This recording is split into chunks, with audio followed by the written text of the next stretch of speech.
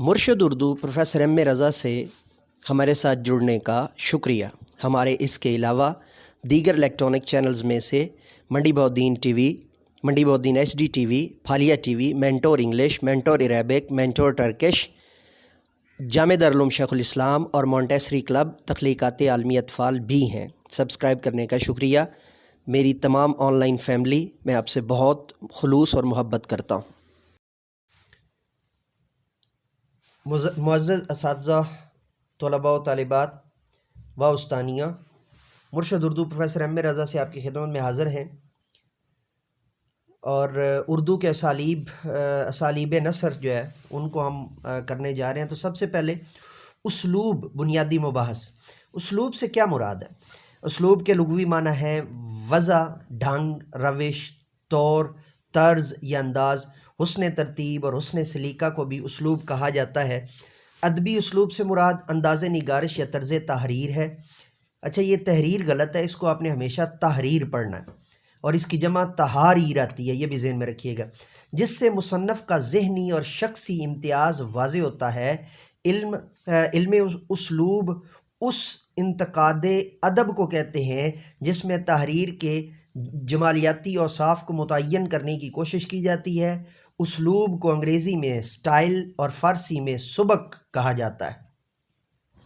انگریزی لفظ سٹائل یونانی لفظ سٹیٹس یا سٹائشس سے مشتق ہے، جو ہاتھی دانت یا لکڑی سے بنے ایک اوزار کے لیے بولا جاتا تھا، اور اس اوزار سے موم کی تختیوں پر حروف کندہ کیے جاتے تھے۔ اسلوب نگاری بھی تحریر میں اپنی شخصیت کو نقش کرنا ہوتا ہے۔ ایک ماہر اسلوب فن نے کہا تھا کہ اسلوب بذات خود شخصیت ہے۔ The style is the man himself۔ اسلوب سے مراد کسی فن پارے کے امتیازی اوصاف ہیں۔ اسلوب مصنف کی تحریر کا وہ ناگزیر حصہ ہے جس کے بغیر فن پارہ اپنے وجود کا اثبات قائم نہیں رکھ سکتا۔ اسلوب سے مراد عمومی طور پر اضافی جمالیات لیا جاتا ہے، جو یعنی انگلش میں بولیں گے تو ایڈیشنل ایستھیٹک اپروچز، جو فن پارے میں موجود زبان کے جمال کو متعین کرتی ہے۔ یاد رہے کہ اسلوبی اوصاف مصنف کے امتیازی اوصاف ہوتے ہیں جو زبان کے مروجہ ضوابط سے انحراف یا انتخاب سے پیدا ہوتے ہیں۔ جمال کا تعین زبان کے اچھے یا برے استعمال سے ہوتا ہے۔ مشرقی محسنات شعری میں اسلوب کو شخصیت کا پرتو کہا گیا ہے، جس کی روح سے شخصیت کا مطالعہ بھی اسلوبیاتی مطالعہ ہو سکتا ہے، یعنی شخصیت کس حد تک کسی اسلوب کے اسلوبی خصائص متعین کرنے میں مدد فراہم کرتی ہے۔ اسلوب کا امتیاز زبان کے اندر پوشیدہ ہوتا ہے۔ شخصیت بھی زبان کے اندر اپنا آپ آشکارا کرتی ہے۔ یوں زبان کا مطالعہ ہی اصل میں اسلوبیاتی مطالعہ ہوتا ہے۔ مشرقی محسنات شعری زبان کے خصوصاً ادبی زبان کے جمالیاتی اوصاف کا مطالعہ اور تجزیہ کرتی ہے، جبکہ اسلوبیات کے لسانی نقطہ نظر میں ہم زبان کے قواعدی اور ساختی ترکیب سازی میں ابھرنے والے انحراف اور انتخاب کا مطالعہ کرتے ہیں۔ وہاں جمال کی تلاش مقصود ہوتی ہے اور یہاں امتیاز کی نشاندہی۔ اسلوب میں ادبی تحریر میں مواد سے زیادہ اس بات کا خیال رکھا جاتا ہے کہ بات کس طرح کہی جا رہی ہے۔ اسلوب کوئی ایک دن میں متعین نہیں ہو جاتا، اس کے لیے بے پناہ ریاضت کی ضرورت ہوتی ہے۔ جس طرح شخصیت کو تیار ہوتے ہوتے ایک زمانہ لگ جاتا ہے، اسی طرح اسلوب بھی مصنف کی طویل ادبی کاوش کے نتیجے میں جنم لیتا ہے۔ ڈاکٹر سید محی الدین قادری زور اپنی تصنیف اردو کے اسالیب میں لکھتے ہیں کہ اسلوب مصنف کی تمام زندگی کا عکس ہوتا ہے۔ مصنف جس طرح سوچتا رہا ہے اور جس طرح زندگی کی ترجیحات بنا چکا ہوتا ہے، وہ سب کچھ اس کے اسلوب میں جھلکتا ہے۔ اسلوب کی اقسام: جس طرح ادب کی بنیادی طور پر دو اقسام شعر اور نثر ہیں، اس طرز پراسلوب بھی شعری اور نثری اسالیب میں تقسیم کیا جاتا ہے۔ شعری اور نثری اسلوب کے آگے بہت سی اقسام ہو سکتی ہیں۔ شعری اسلوب شاعری میں اظہار جذبات کے ساتھ مخصوص ہے، اس میں بلیغ ابہام ہوتا ہے، لطیف نغمگی ہوتی ہے اور ایک ایسی ماورائی کیفیت ہوتی ہے جو قاری کے لیے وجدان کا تاثر پیدا کرتی ہے۔ اگر شاعری میں لطیف اور مترنم اسلوب اختیار نہ کیا جائے تو شاعری کو کامیابی حاصل ہونے کے امکانات کم ہو جاتے ہیں۔ نثری اسلوب میں نثر میں ظاہر ہوتا ہے، اس میں خیالات کے اظہار پر زور دیا جاتا ہے۔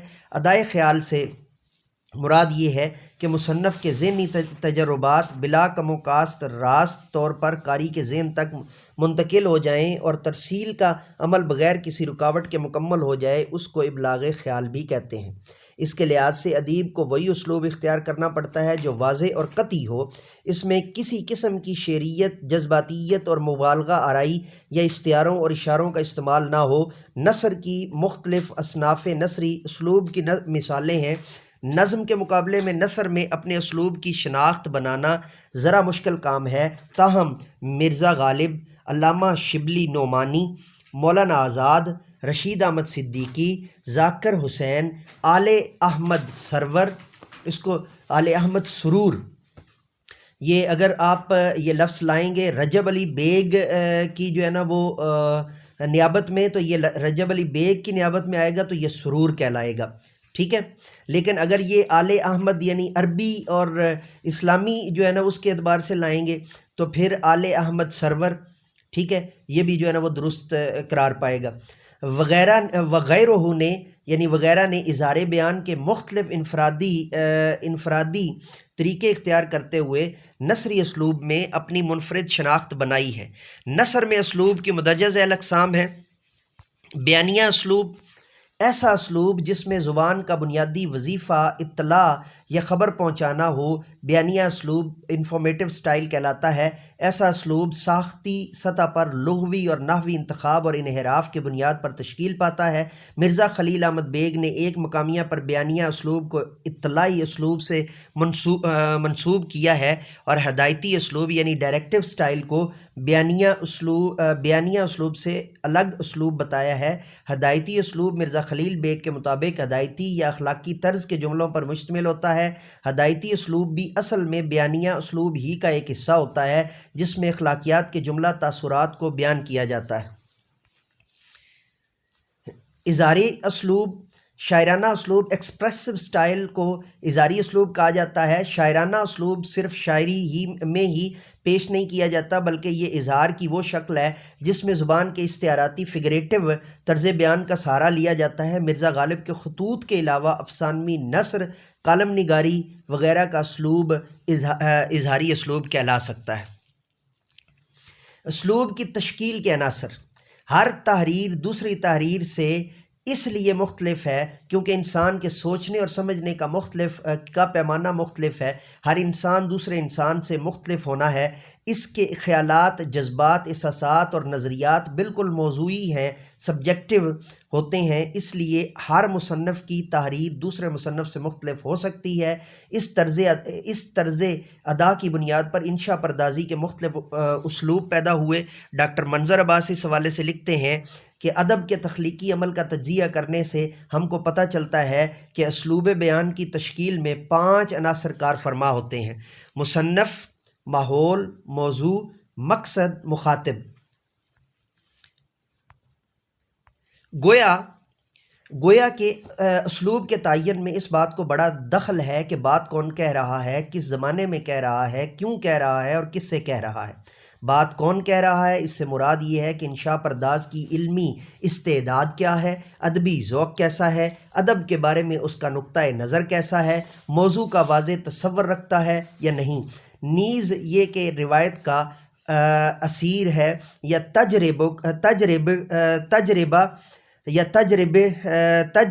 تجربہ کو پسند کرتا ہے۔ یہ وہ سوالات ہیں جن کا اسلوب کی تشکیل سے گہرا تعلق ہے۔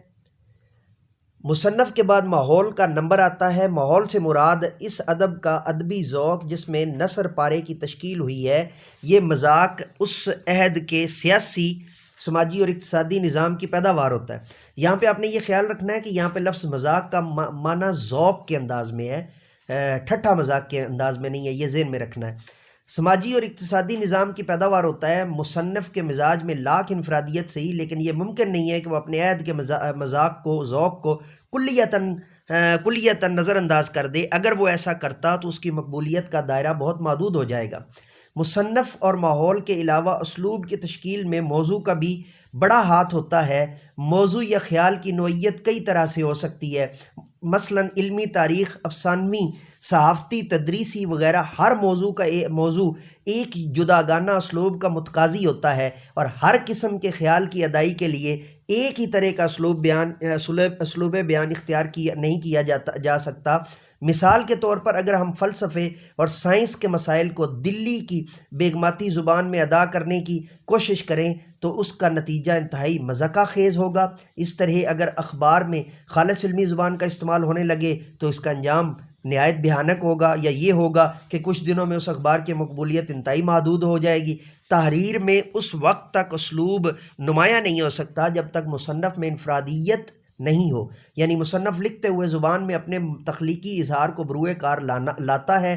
تحریر میں مصنف کی شخصیت نظر آنے لگتی ہے۔ ظاہری بات یہ ہے کہ مصنف کا نقطہ نظر اس سلسلے میں بہت اہم ہوتا ہے۔ وہ حقیقت پسند ہے تو اس کا اسلوب حقیقت پسندی کی عکاسی کرے گا، اور اگر وہ رومانوی مزاج رکھتا ہے تو اس کے اسلوب میں رومانویت اپنی جھلک دکھائے گی۔ اگر طبیعت میں شگفتہ پن ہے تو تحریر میں مزاح کا عنصر غالب ہوگا۔ اس لیے اسلوب کو نقل کرنے کے لیے بھی طبیعت کا رجحان ضروری ہے۔ ہم دیکھتے ہیں کہ سعادت حسن منٹو کا ایک مخصوص سماجی زاویہ نگاہ تھا جسے نقل نہیں کیا جا سکتا۔ علامہ اقبال ادب میں تاریخ، تہذیب اور عجمی و عربی حوالوں کے بغیر لکھ نہیں سکتے۔ یہ سب حوالے ان کی تحریر میں جمع ہو کے بین المتوانی کیفیت کو، یعنی معتدل جو ہے نا توازن کی کیفیت کو پیدا کرتے ہیں۔ ایسا شخص جو ادبی سطح پر ان حوالوں سے ناواقف ہے وہ ایسا اسلوب تحریر اختیار نہیں کر سکتا۔ مزاح نگاری میں سید ضمیر جعفری، انور مسعود، مشتاق احمد یوسفی، کرنل محمد خان، پطرس بخاری، ابن انشا، رشید احمد صدیقی وغیرہ سب کا اپنا اپنا اسلوب ہے۔ اسلوب میں ماحول کو بہت اہمیت حاصل ہوتی ہے۔ ماحول سے مراد مصنف کی زبان اور پھر زبان کا مخصوص لہجہ اور رہن سہن،